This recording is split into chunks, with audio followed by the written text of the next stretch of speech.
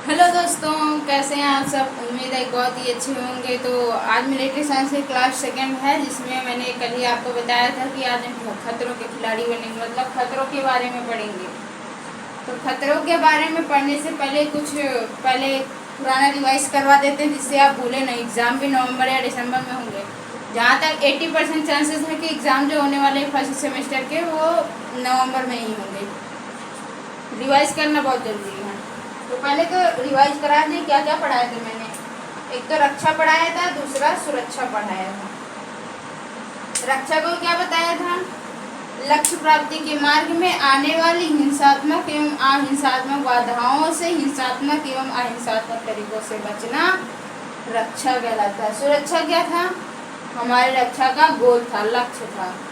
जब हम वहाँ पहुँच जाएंगे, बिना परवाह के हो जाएंगे, तो क्या हो जाएंगे? सुरक्षा हो जाएगी हमारी। ठीक है ना। तो पढ़ते हैं कि रक्षा किन किन खतरों से किया जा सकता है।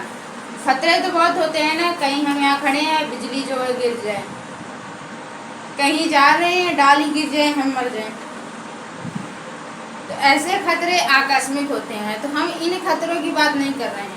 और भी खतरे होते हैं। एक इंटरनल होता है, एक्सटर्नल। दो प्रकार के होते हैं, इंटरनल और एक्सटर्नल। इंटरनल एक्सटर्नल का मतलब, इंटरनल का मतलब आंतरिक, और एक्सटर्नल का मतलब बाह्य। आंतरिक और बाह्य का क्या मतलब है?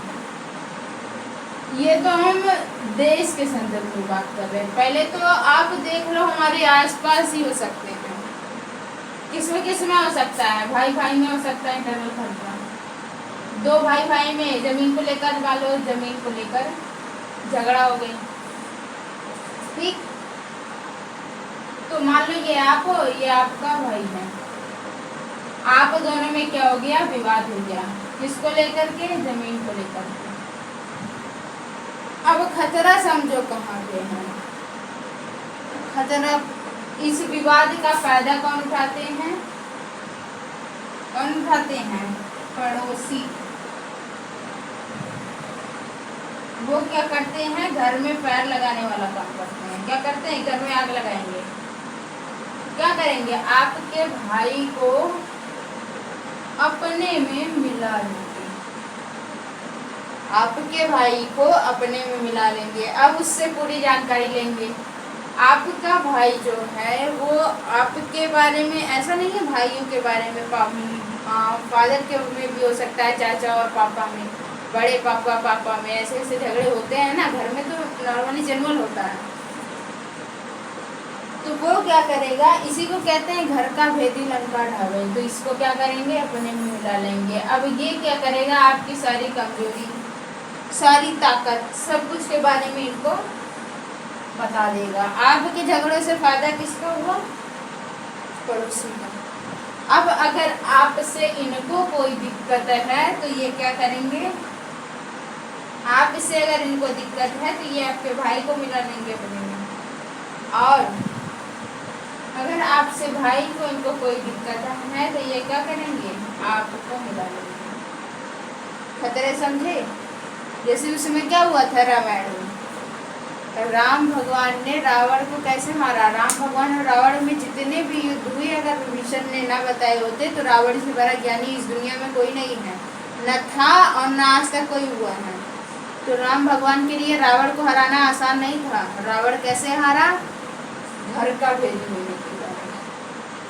विभीषण ने क्या किया? इनको बता दिया सब कुछ जाकर के राम भगवान को कि ऐसा ऐसा है, ऐसा ऐसा है, ऐसे ऐसे करके ऐसे ऐसे आक्रमण करो तो हो जाओगे, आप जीत जाओगे। और वही हुआ भी। और लास्ट में भी वही हुआ कि जब रावण को मारना था तो उन्होंने बहुत सारे प्रयास कर डाले, रावण नहीं मरा।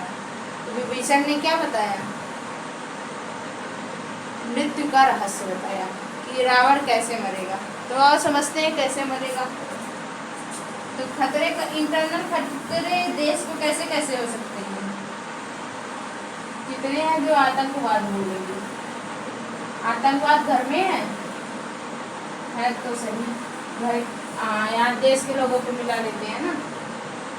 लेकिन ऐसे नहीं है। नक्सलवाद, नक्सलवाद तो सबको पता होगा। इसे नहीं समझाने का, ना पता हो कमेंट में बता दीजिएगा, मैं बता दूंगी। साम्राज्यवाद, साम्राज्यवाद क्या है? एक ही देश में एक ही देश में डिफरेंट कॉस्ट। ये जो कॉस्ट वर्ड है, कॉस्ट का मतलब होता है जात। जैसे हमारे इंडिया में है ना, हिंदू मुस्लिम सिख ईसाई सब है, तो होता नहीं है हमारे बीच में विवाद होता है, किसके बीच में? हिंदू का, जैसे हम भारतीय हैं, हमारा मुस्लिम से, हिंदू और मुस्लिम में होती है ना। अभी भी कुछ दिन पहले ही अभी हो रहा था विवाद, बहुत मुस्लिम वो हुए थे, मारने पीटने लगे थे लोगों को। भाषावाद भी आप लोग समझ रहे हो। भाषावाद कैसे होता है? भिन्न भिन्न भाषाओं का। वाद का मतलब होता है विचारधारा। क्या होता है? विचारधारा। भाषावाद क्या है? जैसे हमारे इंडिया के 2 पार्ट में कर दो, एक में उत्तरी और एक दक्षिण। तो भाषावादी क्या होगा? यहाँ की जो भाषाएं हैं, यहाँ की भाषाओं से बहुत भिन्न है।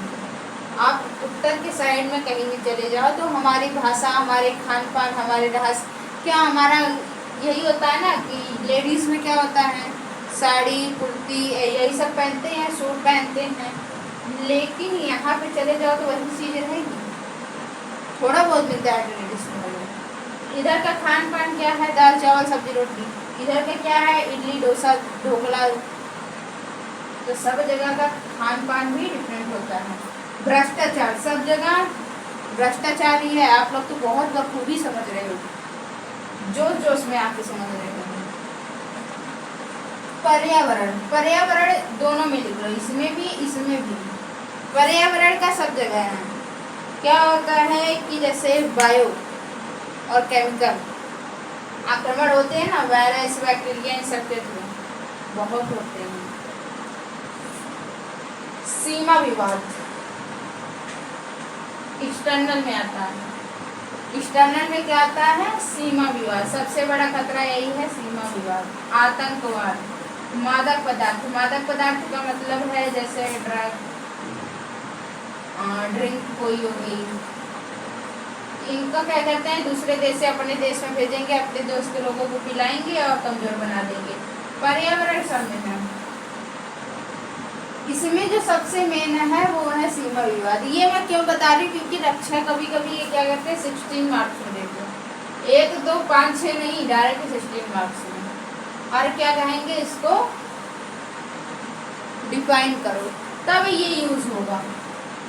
अगर ये 16 मार्क्स में आ गया तो डिफाइन होगा। 1 और 2 मार्क्स में है तो लक्ष्य प्राप्ति के मार्ग में आने वाली अहिंसक एवं हिंसक बाधाओं से, हिंसक एवं अहिंसक तरीकों से बचना जो होता है वो रक्षा कहलाता है। ये आप यूज करोगे। लेकिन अगर यहीं पर आ जाए कि 16 मार्क्स में लिखो तो क्या करोगे? 16 मार्क्स से लिखने हैं तो थोड़ा बड़ा तो लिखोगे। अब सीमा विवाद को समझो। हमारा देश कब आज़ाद हुआ?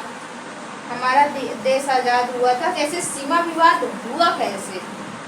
भारत और पाकिस्तान में। भारत पाकिस्तान तो पहले ही अलग हो चुका था। जब अलग हुआ था पाकिस्तान और भारत, सीमा विवाद में देखो, हमारा देश आज़ाद हुआ 15 अगस्त 1947 को। 15 अगस्त 1947 को हमारा देश क्या हुआ? आज़ाद हुआ। तो जब हमारा देश आज़ाद हुआ तो इसमें क्या थे? 565 रियासतें थी। कैसे उनको समझा, इतना लिख लो इसको। कहीं पे पहले ही स्टार्टिंग में जब वीडियो में मैंने लिखा था, इसलिए मैंने लिख के छोड़ दिया था कि आप लोग समझ लो या फिर स्क्रीनशॉट ले लो, जिससे कि आगे प्रॉब्लम ना हो। अभी इसमें इतना हो चुका है कि अब तो स्क्रीनशॉट लिया ही नहीं जा सकता ना। तो खतरे को ऐसा, देश कब आज़ाद हुआ? 15 अगस्त 1947। इसको सबको पता हो गई है, तो 90% पर्सन होंगे जैसे पता होंगे। अब क्या हुआ? 15 अगस्त 1947 में जब इंडिया आज़ाद हुआ और इसी से एक दिन पहले 14 अगस्त को पाकिस्तान आज़ाद हुआ था। ठीक, एक दिन पहले पाकिस्तान आज़ाद हुआ। 15 अगस्त 1947 को इंडिया आज़ाद हुआ। इंडिया भी 14 अगस्त को आज़ाद हो गया था। 14 अगस्त को इंडिया आज़ाद हो गया था, लेकिन बहुत रात में, जिस कारण से 15 अगस्त 1947 की सुबह को मनाया गया था इंडिपेंडेंस डे। तो इंडिया में क्या था, 565 प्रकार की रियासतें थी। अब इन रियासतों को एक में लाना था। अगर ऐसा ना होता, ये जो 565 रियासतें का मतलब क्या है, जैसे हमारा प्रतापगढ़ के राजा कौन है, राजा कौन थे, राजा प्रताप सिंह, प्रताप बहादुर। तो वो जो थे, अगर वो ये रियासतें जो है कैसे पर्ची बनवाई गई, जैसे होता है ना जमीन वगैरह खरीदो तो इस टाइम पेपर लिखवाते हैं हम अपनी स्वेच्छा से इनको ये जमीन प्रदान कर रहे हैं, तो वैसे जो है इस पे वो ये रियासतें जो थी, इनसे सुलझ समझा करके, कुछ कह करके, मार पीट करके, धमका के, जैसे भी हो सके इस पे साइन लेना था। तो 562 प्रकार की रियासतों ने इस पर साइन कर दिया। क्या कर दिया, साइन कर दिया। इनके पास ऑप्शन भी था, या तो आप इंडिया में जाओ या तो क्या जाओ, पाकिस्तान में। इन्होंने इंडिया की 565 रियासतें, 562 ने साइन कर दिया। 3 ने साइन नहीं किया। वो 3 कौन कौन सी थी, वो 3 जो जिसने साइन नहीं किया था वो कौन कौन सी थी, वो 3 रियासतें थी। इन 3 रियासतों ने साइन नहीं किया। पहली थी जूनागढ़, दूसरी थी हैदराबाद, तीसरी थी जम्मू कश्मीर। ठीक, तो इन रियासतों ने जो किया वो साइन नहीं किया। ये 3 रियासतें जो थी उसने साइन नहीं किया।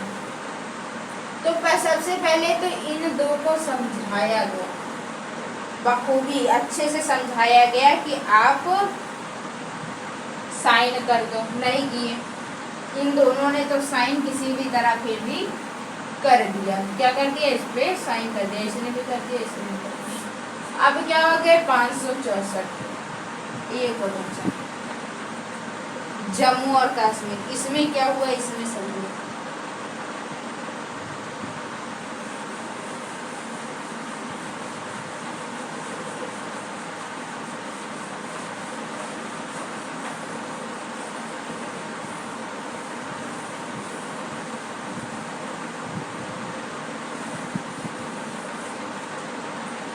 इसमें क्या हुआ, जम्मू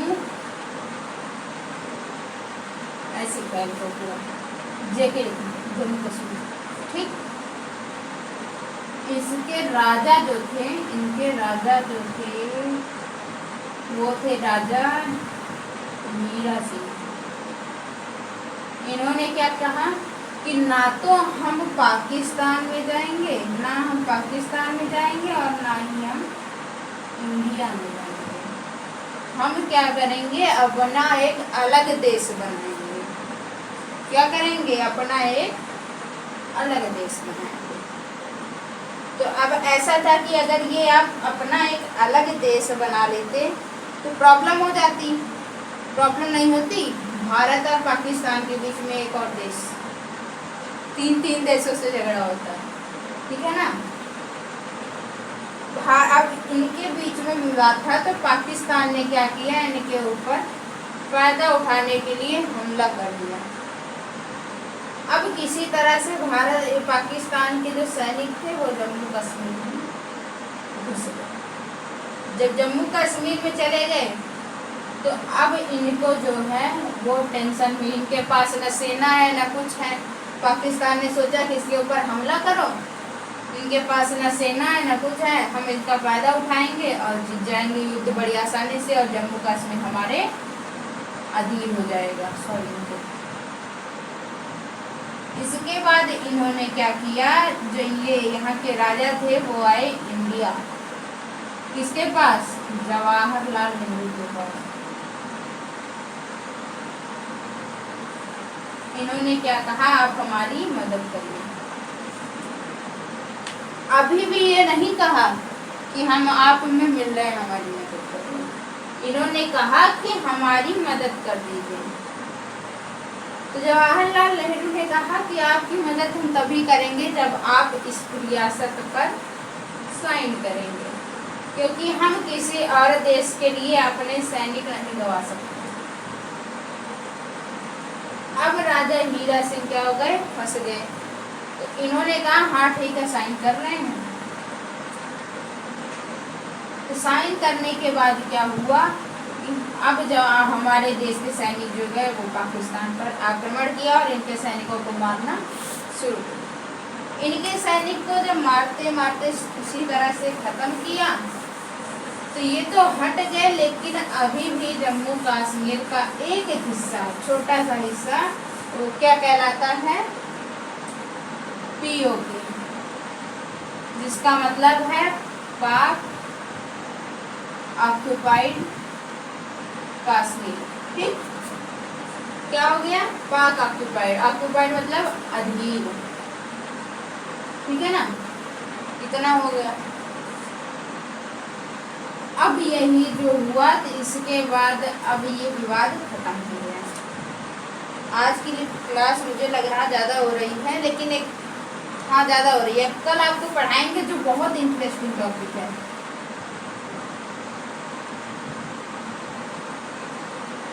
स्ट्रेटजी, जिसको हम कहते हैं रणनीति।